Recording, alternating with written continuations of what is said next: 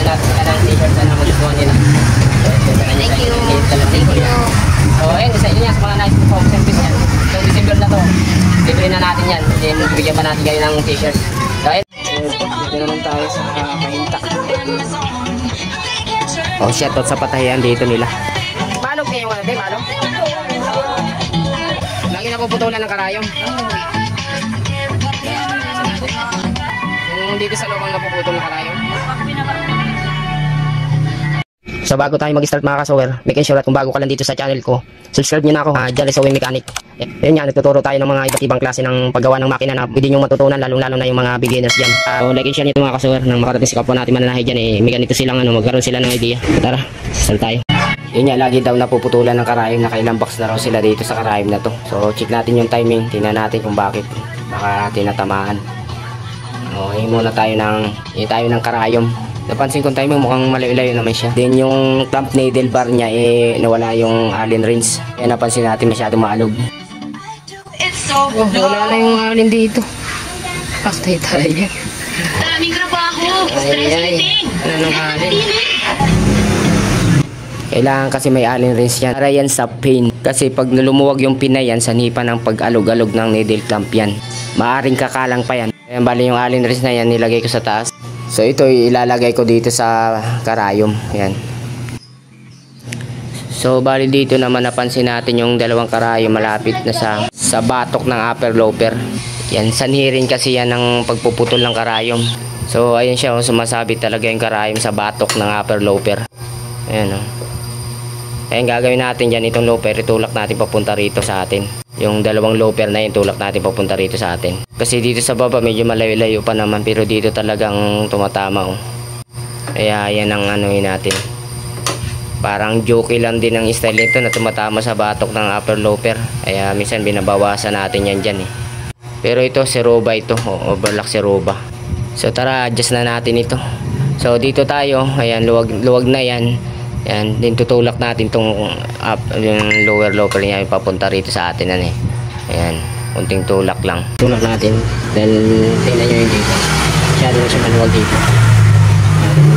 So itong loper naman sa upper, tutulak naman natin dito. Medyo idikit natin dyan. Ayan, maluwag siya. Ito maluwagin natin. Tulak natin ito papunta rito. Dikit natin pang yan. Ayan, yun sabay higpit. Yan. So check natin dito kung lumayo na ba siya. Ayan, lumayo na siya rito. Dito sa ano, ayan, sa buko sa likod ng loper. Ayan, lumayo na siya. Kaya lagi na puputulin kasi tumatama dyan sa likod ng loper. Subukan natin yan. Ayan, subukan natin.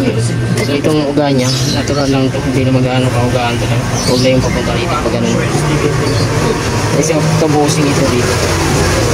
Kaya masyadong maalog kanina kahit dahil yung pin niya nawala, maluwag. So pabibilan sana natin yung mayari, kaya lang anong oras na oh. Sarado na yung tindahan. Pero ito hindi naman siya masyadong maluwag. Buko na natin yun. Kaya pala nagpupuso ng kalahin kasi yung dinadila ng plato masyadong malaki, malapad. Ayan, matama. Bali yung luma, kaya binalitan nyo na motol. Wala may binalitan. Ayun, matama siya. Hindi ko rin na-check agad. Ayun, matama. Plato. Oo, sige lang palitan yan. Meron talagang ganyang factory defect. Marami tayo na i-order ng mga ganyang mga piyesa na hindi talaga magkatugma. Maaaring bawasan lang natin yung dila-dila na to para lumit. Masyadong ano siya, makapal, lapad. Yan ang lapad oh. Kaya tumatama siya. Dapat yan katingting na maliit. Dulo ng karayom dapat. Bawasan lang natin to. Ayan, balikilikil natin siya kung lumaki na siya. Ayan, bawas-bawasan na siya. Ayan. So ayan, tiga na siya. Ayan, karayo na siya. Karayo na siya dito. Ayan dito. Okay na yan. Karayo na. Kanina talaga matama. Subukan natin.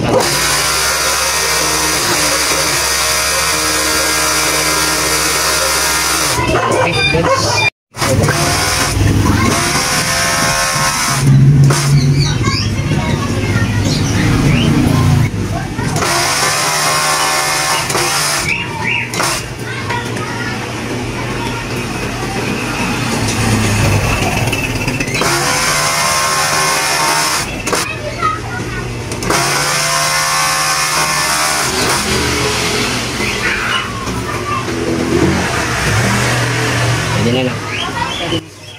So ayun, sana nakita nyo kung saan nagmumula yung pagpuputol ng karayom nyo. Yung sa mga viewers natin dyan ganitong problema, i-check nyo na lang. So ayun, nakita nyo naman kung anong problema, no? Tinatanong ako ni ate kung magkano yung babayaran niya. Sabi ko, libre na yan kasi December naman ngayon. Kaya sabi ko nga, lahat ng mga siniservisa natin, libre na lahat yan. Bigyan rin natin sila ng t-shirt. Tewit natin. Thank you, thank you. So ayun, bigyan natin sila ng t-shirt na magustuhan nila. Thank you. So ayun, isa yun yan sa mga nice po service yan.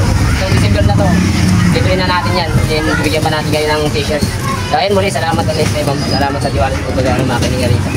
Okay.